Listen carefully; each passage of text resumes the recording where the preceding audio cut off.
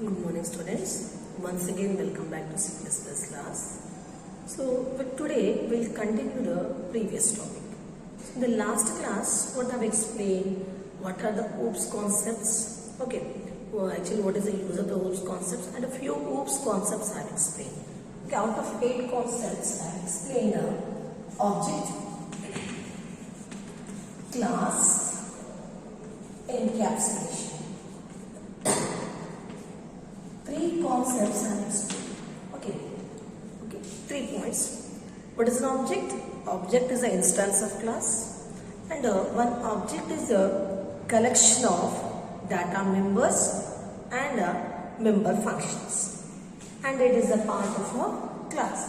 Next, class. Class is a blueprint. Okay, blueprint of objects. In a class, you can create a different variables, different member functions inside the class, and that member functions can be used by the object which you have created inside the class. Next, encapsulation. And class, one point you have to remember, in the class concept, when you create the class, you won't get the memory. When you create an object of that class, you will get the memory. Okay, so it is actually no object-oriented programming concept. It is very important that you need to create a object if you want to provide a life to your class. Now, the next one is a encapsulation. For encapsulation, what example I have given? Writing data members and methods into a single block, into a single unit called class is called as encapsulation. Or you can say that encapsulation is a process of writing data and a member function inside a class. Okay, means this data members and methods attached to a class. That process is called as a encapsulation. Now, here we will learn today. I will explain leftover concepts: data abstraction. Okay, for data abstraction, what is a data abstraction? What is a data abstraction is? See, when you are first I will give you the example. When you are taking any bike, when you are purchasing any bike or car, what you will see, what is the from which company, manufacturer, cost of the car, and CC of the car. Okay, means mileage will check. Only few important points will ask the persons. But example, you will ask how many bolts are there, how many nuts are fitted inside the car. We won't ask that information. So whatever information is required, only that information we will ask. And whatever unnecessary information is there, like a number of bolts, number of nuts, we won't ask such things. So we are asking only the important information. We are not asking unnecessary information. That process is called as a abstraction. So in C++ also, this abstraction is a process of presenting only important information.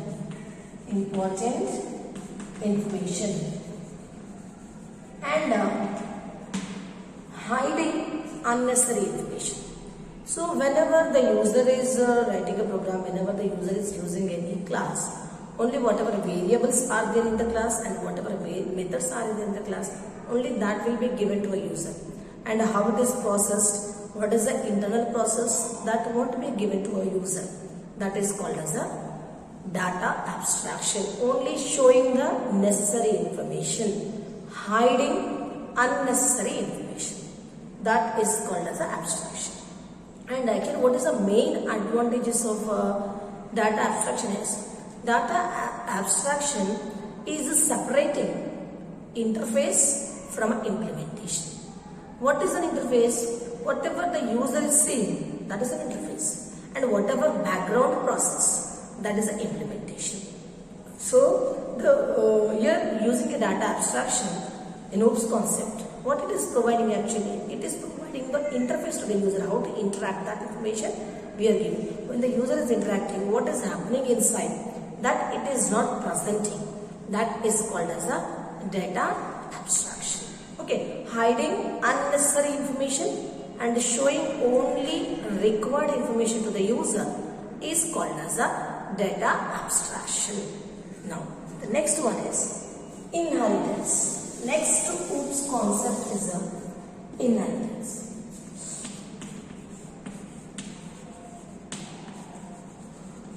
Okay, inheritance.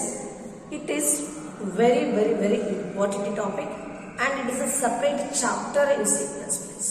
In the third unit, you have this inheritance. See, inheritance. I'll give you one example. Your parents are there. See, what they will do, whatever properties they have, what they will do, they will give it to you. Okay, means whatever parents they are having, they are giving to their child. So again, their child no need to gain that properties. Okay, they are getting from their parents. That process is called as a inheritance. Okay, so inheritance is nothing but acquiring properties from a parent. Okay, you are taking your parents' properties. That is called as a inheritance. And how it is implemented in object-oriented programming is, example, we have a class called A. Class A. Here we have some method, example, sum 10, 20. Example. Now we have one more class, class B. In class B also want some method. Class B also want some method. So here some method, here class B, instead of creating a same method again, this B can take from A. Okay, so in C programming, one class can take the properties of another class. So this process is called as a inheritance. Okay, so inheritance is a process of acquiring properties from another class. Okay, so here one class can inherit properties from another class, and that property that is called as a inheritance. So here I will give you one example. Class A is there. Okay, class B is there. Give colon public A. Okay, so A is one class, B is one class. Actually, whatever you write in C programming, program is there. No, here also programs will write, but here the programs are inside the classes. Okay, when you will come to a structure of C programming, I will explain that. So here class A is called as a superclass, and class B is called as a subclass. Okay, because it is extending. When subclass is extending a superclass, then what happens? Whatever methods are there, whatever variables are there in the superclass, that can be taken by the subclass. Okay, so this process is called as an inheritance. Example, this is yourself and this is your parents. You are taking parents' properties. You are acquiring. Okay, without earning what we are doing, you are taking from your parents. Okay, so this process is called as an inheritance. So in inheritance, whichever class is giving a property, that class is called as a parent class or superclass. Whichever class is taking the property, that is called as a child class or base class. Okay, so the base class is required some properties, and that property is already there with the parent class. So instead of redeclaring that same properties inside the child class, the child class can take the properties from the superclass. Okay, what is the main use of this? Reusability. What is the main use of the inheritance? Reusability. Okay. Here the base class is using the subclass is using the child class, subclass. Okay. So here class B is taking the properties from class A without redeclaring. Okay, what is the main advantage of this inheritance process? Inheritance increases the reusability, and it will reduces the redefining the code. It will reduce the code because you are, instead of declaring the same code, you can take from your parent. So it will decrease the code. So when the code is decreased, it will take a less time to execute. So this is a very, very important concept, inheritance. What is the inheritance? Inheritance is a process of taking properties from a superclass. In inheritance concept, one class gives the property, one class takes the property.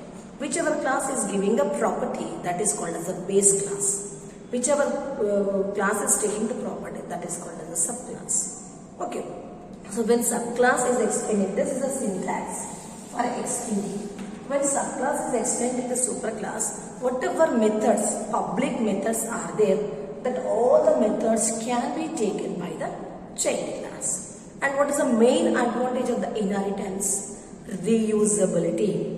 Reusability. Without redefining the same code, the child class take the properties from a superclass. Okay. So this is the inheritance. This is syntax, right? The child class can have its own property. At the same time, it can take the properties from a superclass also. Now, the next one is polymorphism. The next concept of is polymorphism.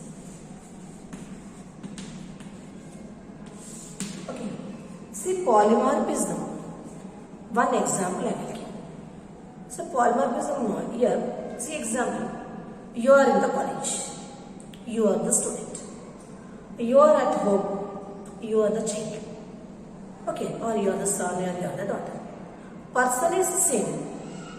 One person is playing two roles.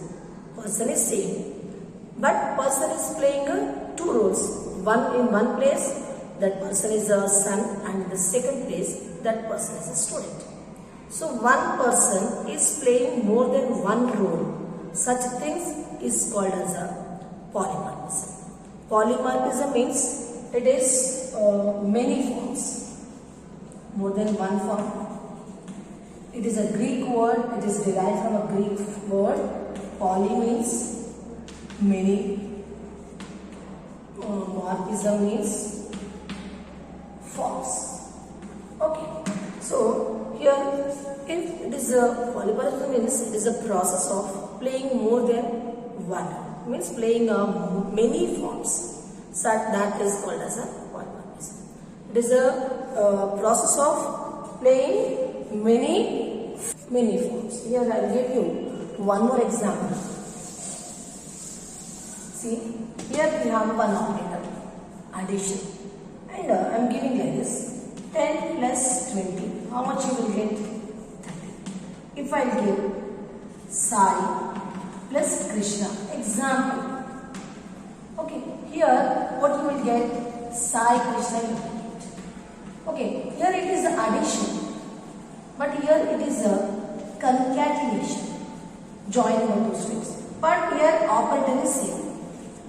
Okay, so here one operator is playing more than one role. This is called as a polymorphism. Okay, so polymorphism is nothing but playing more than one form. Okay, so what is the use of the polymorphism actually? Using the polymorphism, one operator can be used in different ways. And it introduces the concept of operator overloading and function overloading. Just know what example I have given: operator overloading. Same operator is playing many forms. That is operator overloading. Function overloading. See, function overloading means, example I am using one function, sum 10, 20. Now I am using, in my other class I am using sum 10, 20, 30. Example. So what is the name of the function here? Sum only. But here it is taking out two operators. Here it is taking out three operators. Here, or you can say that 10, 22 only it is taking. But here it is a plus b. Here a minus b. Function is same. Parameters different. And whatever function are here given, that is different. Okay, this is called as a polymorphism. Okay, so in one class means more than one class you can use the same function, but whatever arguments it is taking, whatever functions it is performing, that may different, and that is possible by using a polymorphism.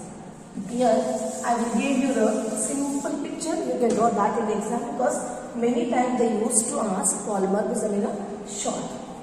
Example, shape and draw is the method. That is taken by three subclasses. This is a main class example and these are the subclasses.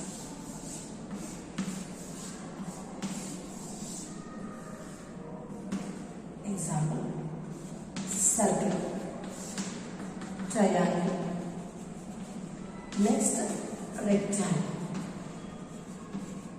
Three subclasses, but they are using draw method only. Same method. Okay, method is same, but here what we are drawing? Triangle. Here what we are drawing? Triangle. Here what we are drawing? Circle. Here triangle, and here rectangle.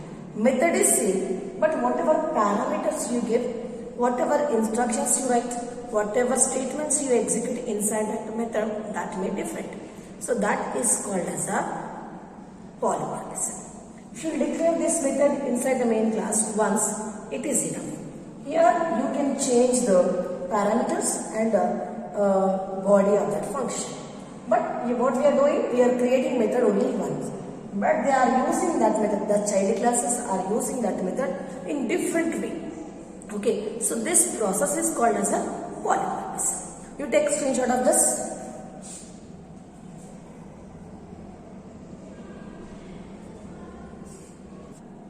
Again, polymorphism, two types.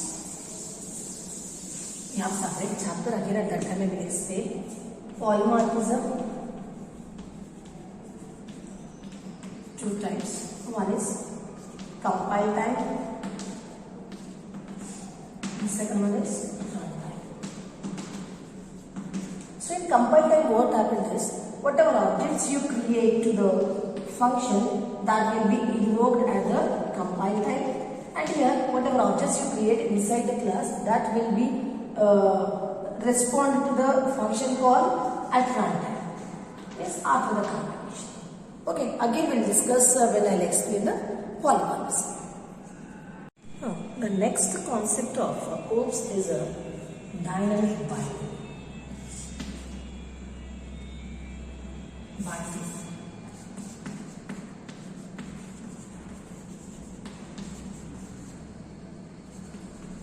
Actually, what is a binding is connecting one program with another program. See, in a program, we'll write number of functions. In C program also you have written a number of functions. But when the function is called, when the function will be executed, when the function is called. So when the function is called, then what happened? That function body is linked with the function.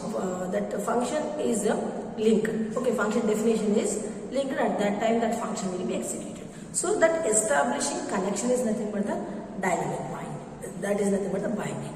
And this binding here is of two types. One is compile time binding. Second one is a runtime binding. And this compile time is also called as a early binding. And it's called as a late binding. Okay, so compile time binding means what? When your program is compiled, at that time, while your program is connected with other program, and your function name is connected with the function definition. Means at that time function will be executed. At the time of compilation, that connection is established between function call and the function definition. That is a compile time binding. Okay, so what is a compile time binding? At the time of compilation, that function call is connected with the function definition, and it matches the number of arguments and it will execute that function. That is a compile time binding. And next, runtime binding. Here the procedure is same, but whatever connection is establishing, that connection is established at the runtime. That is called as a runtime binding, and this is also called as a late binding. Okay. Now your binding is nothing but just providing a connection between a function call and function execution and your program with another program. So such things are called as a binding. Okay. So binding is also one of the feature of object-oriented programming concept. And the next OOPS concept is message passing. Message passing. Okay. So in object-oriented programming, one object can communicate with another object. Okay, and how these objects are communicated? By sending message from one object to the other object. So in order to send or in order to receive messages from other objects, here we need three things. First one is you need to create a class. Okay, when you create the class, then you can create the objects. After creating the class, create an object. Create an object. And next, after creating an object, give the connection between objects. So when you give a connection between an object, then what happens? Objects can receive and objects can send message from, means they can send and receive a message from other objects, like this. Here we have a class. Inside a class, we have a number of objects. This is one object, this is one object. First thing is you need to create an object. After that, you need to create a class. After creating a class, you need to create an object. After creating an object, they can communicate with each other by using messages. This is called as a message passing. Using a message passing, one object can communicate with another object. So when they can communicate with each other, then what happens? They can share their information, they can share their properties, they can share their methods. Okay, so this is the last concept of object-oriented programming. Okay, so with this OOPS concepts over. Once again, just I will revise all the concepts. The first one is object is a partition area of memory. It is an instance of class. The second one is a class. Class is a blueprint of objects. It will create the number of objects. The next one is the encapsulation. Encapsulation means just writing the members and methods into a single class is called as the encapsulation. And the fourth one is data abstraction. Data abstraction is nothing but hiding unnecessary information and representing only the important information. The next one is the inheritance. Using the inheritance, one class can take the properties from another class. Next, polymorphism. Polymorphism is nothing but playing more than one role. Plus, I have given one for addition, the second one is the concatenation. The next one is the binding. Binding is nothing but the connecting the one program to another program and connecting the functions. Function called the function definition. The next one is the message passing. Message passing, one object can communicate with another object. Okay, so these are the OOPS concepts. Now we are, you take all this. After this, benefits of OOPS we will discuss. It is a small topic. Benefits. Benefits of OOPS. So here, few benefits we have from OOPS concept. The first one is simplicity. How it is a simplicity is, example, using a OOPS concept, if you are writing a program. Whatever total program is there, that are divided into different objects, and each object is based on a real world entity. The last class I have given an example, transportation. Okay, road transportation. If you are creating a project for a road transportation, then it is easy for you to understand, because car object is different, auto object is different, bus object is different. So using object-oriented programming, it is simple to write a program and it is easy to understand. Okay, so that is also one of the advantage of the OOPS concept. The next one is the modularity. Modularity means, see, using the OOPS concept, whatever total programming is there, that total program is divided into a different part that are objects. So you will get clear picture of your information. Whatever total program is there, that total program is divided into a different modules. Okay, and it is easy to understand the module instead of a complete program. Modularity, dividing the total program into a different parts using an objects. The third one is the modifiability. Modifiability means if you have created an object, example a car object you have created. Later if you want to change the manufacturer name, then just you need to open that object. There you change only the manufacturer name. You no need to open the complete program and you need to change you no need to modify the complete program.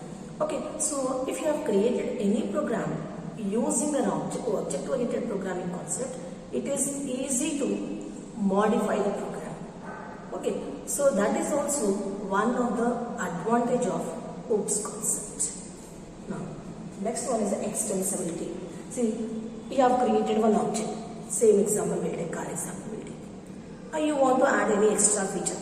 So first I have given a CC. Next, if you want to add extra information, then what happened?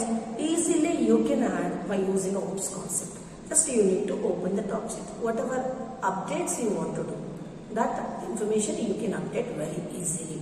So that is also one of the advantage of OOPS concept. And next one is the maintainability. It is easy to maintain because information is separated. One object information is one entity information, one real world object information is stored with only one object only. So it is easy to maintain information. If you want to make any changes, if you want to do anything updates, just you need to open that object and you can make that updates. So it is easy for the programmer to maintain the object-oriented program because the total program is divided into objects. The next one is the reusability. As you already explained, inheritance. Using inheritance, what happened? One class can take the properties of another class. Seeing that what happened, without redefining a same method, same properties, a child class is taken from a super class. So in that case, what happened? Reusability is there. Child class is reusing a properties of a super class without redefining. So this is also one of the advantage of OOPS concept. So with this, what is the object-oriented program and what are the concepts of object-oriented program? What is the difference between procedure-oriented program, object-oriented program, and what advantages you have? That all we covered.